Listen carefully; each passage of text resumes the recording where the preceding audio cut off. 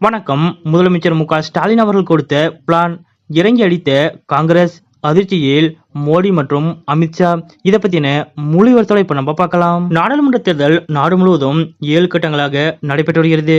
முதல் கட்ட தேர்தல் கடந்த 19ஆம் தேதியும், இரண்டாம் கட்ட தேர்தல் கடந்த 26ஆம் தேதியும் நடைபெற்றது. இதையடுத்து வரும் 7, 13, 20, 25 ஆகிய தேதிகளில் அடுத்த கட்ட தேர்தல் நடைபெற உள்ளது. ஜூன் 1ஆம் தேதி கடைசி கட்டமான 7ஆம் கட்ட தேர்தல் நடைபெற உள்ளது.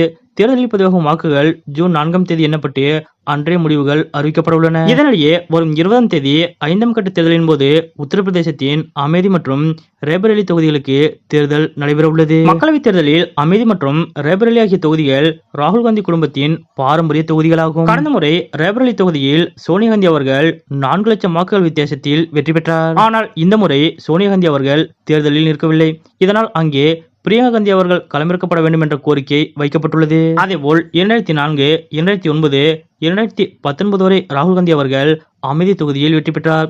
கடந்த முறை இவர் ஸ்மிருதி இரானியிடம் தோல்வியடைந்தார். இந்த நிலையில் இந்த முறை வயநாட்டில் மட்டுமே ராகுல் காந்தி அவர்கள் போட்டியிடுவார் என்றும் அமேதியில் போட்டியிட மாட்டார் என்றும் செய்திகள் வந்தன. ஆனால் அமேதி தொகுதியில் ராகுல் காந்தி அவர்கள் இம்முறையும் களமிறங்க வேண்டும் என்று காங்கிரஸ் கட்சியின் மூத்த தலைவர்கள் வலியுறுத்தி வருகின்றனர். அதேபோல் இந்திய கூட்டணியின் கூட்டணி கட்சி தலைவர்கள் பலரும் ராகுல் காந்தி அவர்கள் அமேதி தொகுதியில் களமிறங்க வேண்டும் என்று வலியுறுத்தி வருகின்றனர். குறிப்பாக தமிழ்நாடு முதலமைச்சர் மு.க.ஸ்டாலின் அவர்களும் ராகுல் காந்தி அவர்களை அமேதி தொகுதியில் களமிறங்குமாறு வலியுறுத்தியதாக கூறப்படுகிறது. காரணம், உத்தரப்பிரதேசம் பாஜகவின் கோட்டையாகும். அங்கே ராகுல் காந்தி, பிரியங்கா காந்தி என 2 தலைவர்களும் களமிறங்கினால் அது காங்கிரஸ் கட்சிக்கு வலுவானதாக பார்க்கப்படும். குறிப்பாக இது பாஜகவிற்கு மிகப்பெரிய பின்னடைவாக மாறும் என்று எதிர்பார்க்கப்படுகிறது. அதாவது பாஜகவிற்கு வாக்கு ரீதியாக, அரசியல் ரீதியாக உத்தரப்பிரதேசத்தில் சவாலாக மாறலாம்.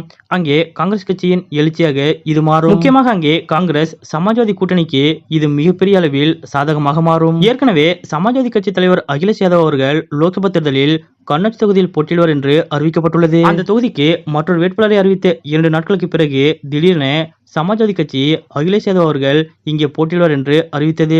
அதன்படி நேற்றைய தினம் அவர் வேட்புமனுவும் தாக்கல் செய்தார். அகிலேஷ் யாதவ் அவர்கள் திடீரென லோக்சபா தேர்தலில் களமிறங்கியது பாஜகவிற்கு மிகுந்த அதிர்ச்சியை ஏற்படுத்தியது. இது உத்தரப்பிரதேசத்தில் மொத்தமாக அரசியல் நிலவரத்தை மாற்றும் என்று எதிர்பார்க்கப்படுகிறது. இப்படிப்பட்ட நிலையில் உத்தரப்பிரதேசத்தில் அமேதி தொகுதியில் ராகுல் காந்தி அவர்களும், ரேபரேலி தொகுதியில் பிரியங்கா காந்தி அவரும் களமிறங்கினால் உத்தரப்பிரதேசத்தில் பாஜகவிற்கு மிகுந்த பின்னடைவை ஏற்படுத்தும்.